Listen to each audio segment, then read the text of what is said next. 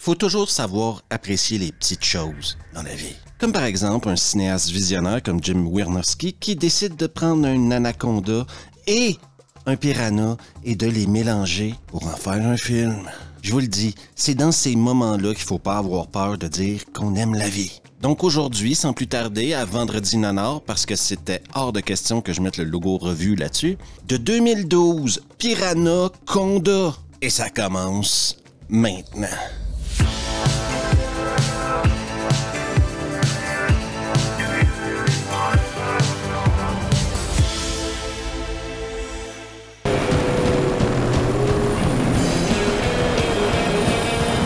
Le film commence par un hélico qui se pose dans la jungle hawaïenne. Oui, à peine commencé, déjà un hélico. Michael Madsen descend de l'hélico avec toute la classe que Michael Madsen peut avoir en descendant d'un hélico. Et dans ce film-là, faites attention parce que c'est important. Michael Madsen joue un professeur d'université. Ce gars-là peut jouer tous les rôles. OK?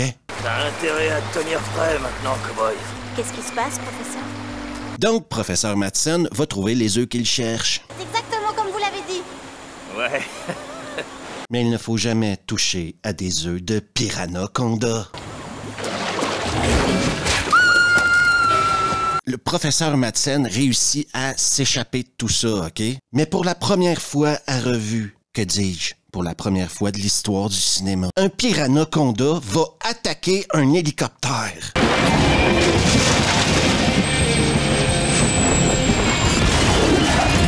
Passons du coq à l'âne, où une fille en bikini a vachement envie de se baigner. Oui, j'ai très envie de me baigner. Et maintenant, on rajoute un tueur au film.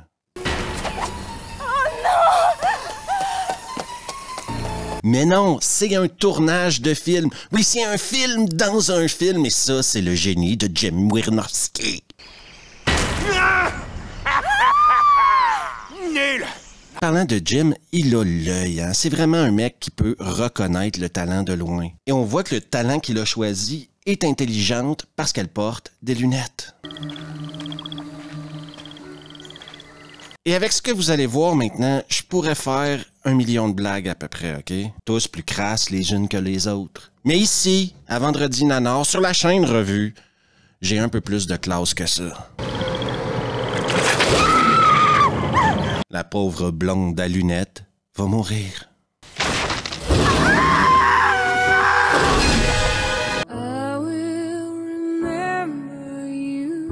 On rencontre les protagonistes principales du film. Rose, une assistante de production, et Jack, un cascadeur. Un moment qui nous permet également d'avoir de l'exposition sur la bête. Une espèce de créature du folklore local, le kibolo. Parallèlement à tout ça, une pauvre fille qui se baladait simplement sur le bord d'une chute se fait également bouffer. On se transporte maintenant dans la jungle hawaïenne où le professeur Madsen se balade et trouve un entrepôt. Sauf que ce qui se sait pas, c'est que dans l'entrepôt, il y a Rachel Hunter, fan des années 90, se souviendront. Et elle fait partie d'une bande de kidnappeurs qui vont kidnapper le professeur Madsen. Reste où tu es! Et là, lui, il va commencer à leur dire « Arrêtez de me faire chier avec le kidnapping, il y a des choses beaucoup plus graves qui se passent dans la jungle. » Comme par exemple, une énorme bête, un Piranha Conda, qui va tous nous bouffer si on reste ici. Mais le chef de la bande de kidnappeurs, il s'en fout. Mais je me contrefiche de vos contes de fées. Ou de votre œuf de tortue, là, dans le sac. Pour faire durer le film un peu plus longtemps, on rencontre une bande de marcheuses qui recherchent une orchidée. C'est vrai, mais on a vu que les pétales présentaient de grandes capacités curatives. Une des filles décide de s'éloigner du groupe. Ça, s'éloigner du groupe, on en a déjà parlé sur la chaîne, c'est jamais une bonne idée. C'est quoi ça? On dirait Leilani. Une autre mauvaise idée, essayer de rester pour récupérer des orchidées. Qu'est-ce que tu me fais chier avec tes orchidées? Cours, cours, cours et regarde jamais en arrière de toi.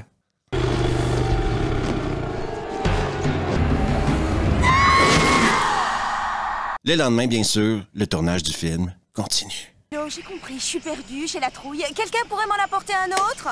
Dans ce film-là, il y a un truc super simple, OK? Si tu veux survivre plus qu'une scène, ne t'approche pas trop d'un point d'eau.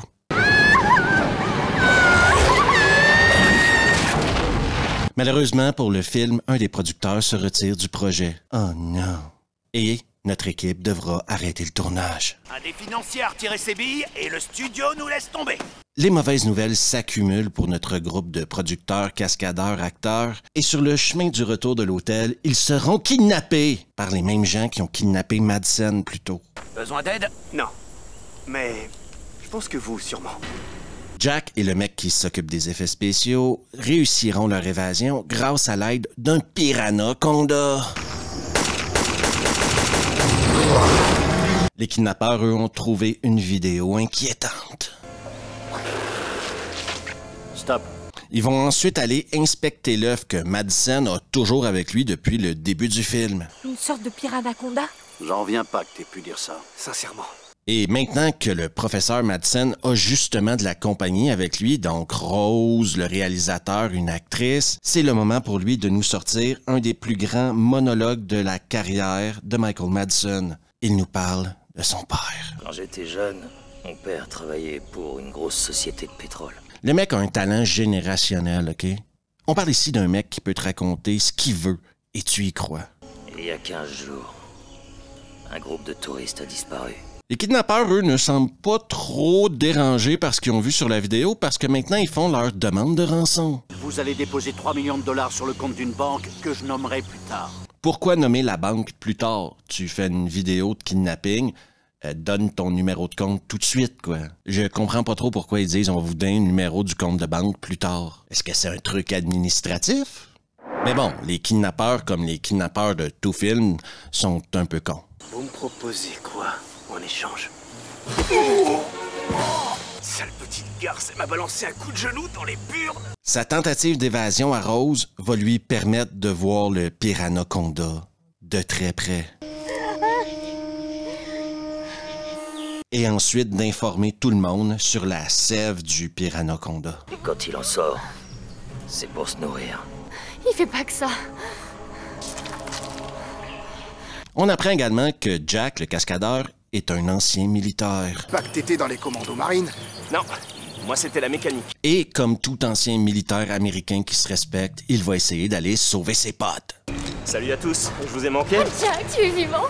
Et pendant que Jack est en train de tuer tout ce qui bouge, son pote, spécialiste des effets spéciaux, lui commence à mettre du C4 partout dans l'entrepôt. Les Piranaconda attaquent. Rachel Hunter meurt. Non! Et là, on a le droit à une gigantesque explosion. Non, mais une explosion digne des meilleures explosions de ce genre de film-là. Jack, Rose et l'actrice sautent dans un minivan.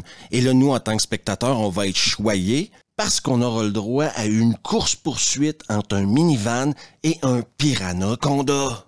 Il va trop vite pour un serpent! Pourquoi il nous poursuit? Manque de bol, plus d'essence. Quoi? Qu'est-ce qu'il y a? On est complètement à sec.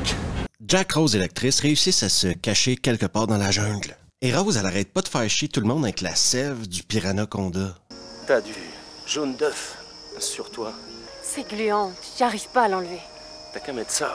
On a un tournant dans le personnage incroyable qui est bâti autour de Michael Madsen, donc du professeur Madsen. Lui, il veut absolument garder l'œuf, OK? Parce qu'il croit que ça va le rendre célèbre. Oui, il va découvrir une nouvelle race, des Piranaconda, et c'est l'œuf qui en est la preuve. Sauf que Jack, lui, il est contre l'idée. C'est pas nous qu'elle voulait, c'était son œuf.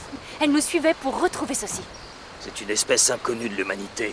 Elle doit être étudiée. Oui, parce que Jack, ce qu'il veut faire, c'est prendre l'œuf, parce qu'ils se sont rendus compte que le Piranaconda suivait l'œuf partout, et le piéger au C4. De cette manière-là, tuer le Piranaconda.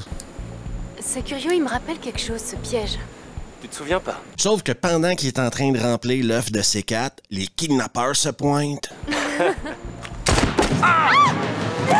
Cette créature a tué la seule femme que j'aimais et c'est vous qui l'avez amenée. Et un Piranaconda aussi. Non, mais vous savez, parfois, on se plaint des effets spéciaux dans les films, mais ici, au moins, c'est 100% assumé, quoi. C'est un film de Piranaconda et on nous donne du Piranaconda. Il y a quand même une histoire d'amour incroyable. Dans ce film-là, on n'a pas appelé les personnages principaux Jack et Rose pour rien. On flirte vraiment avec les personnages du Titanic, quoi. Oui, parce que Rose, à un moment donné, elle décide de se casser en Zodiac avec le professeur Madsen et elle laisse Jack aller combattre le Piranaconda tout seul. Jack est resté pour tuer cette horreur. Et là, sur le Zodiac, le professeur Madsen, il devient un peu fou, quoi. Lui, c'est encore son histoire d'œuf, OK? Il veut absolument garder l'œuf. Il veut absolument que l'œuf lui appartienne, quoi. Ce serpent est une merveille de l'évolution. Et il va me faire entrer dans l'histoire. Rose réussit à lui faire échapper l'œuf dans la flotte. Et là, Madison, il essaye de nager jusqu'à l'œuf, sauf qu'il y a un Piranaconda qui se pointe et le professeur Madison décède.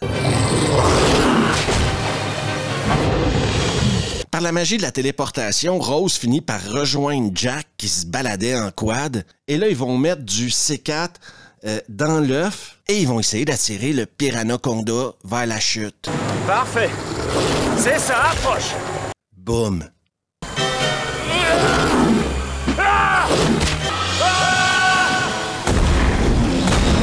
Et c'est la fin de Piranaconda. Non, mais il faut savoir s'amuser dans la vie, sincèrement. La société dans laquelle on vit est tellement complexe et il y a tellement de choses qui vont pas bien que tu mets un film comme Piranaconda et c'est 1h20 de divertissement quand même. Mais oui, c'est du gros nanar, mais c'est un nanar qui s'assume à 100%. C'est du Jim Wynorski. Il y a des filles en bikini, il y a des effets spéciaux pourris, mais je me suis vachement amusé. Et oui, c'est pas pour tout le monde, et il y en a qui vont trouver ça hyper chiant et hyper con, mais comme je disais plus tôt, profitez de la vie un peu. Ça va pas vous tuer de regarder un film débile une fois de temps en temps. Je dirais même que ça va peut-être vous relâcher un peu. Oui, c'est con. Oui, c'est un nanar. Mais vous allez vous marrer tellement c'est débile. Et parfois, dans la vie, c'est exactement le genre de moment que les gens ont de besoin.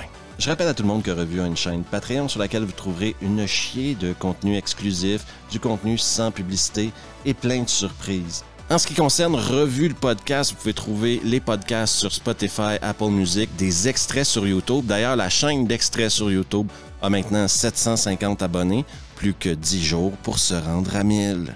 Et pour toi qui n'es toujours pas abonné à ma chaîne sur YouTube, qu'est-ce que tu fais? Qu'attends-tu? Pourquoi ne pas juste t'abonner? C'est juste là, c'est gratuit et ça aide la chaîne. Et avec ça, je vous dis à la prochaine fois.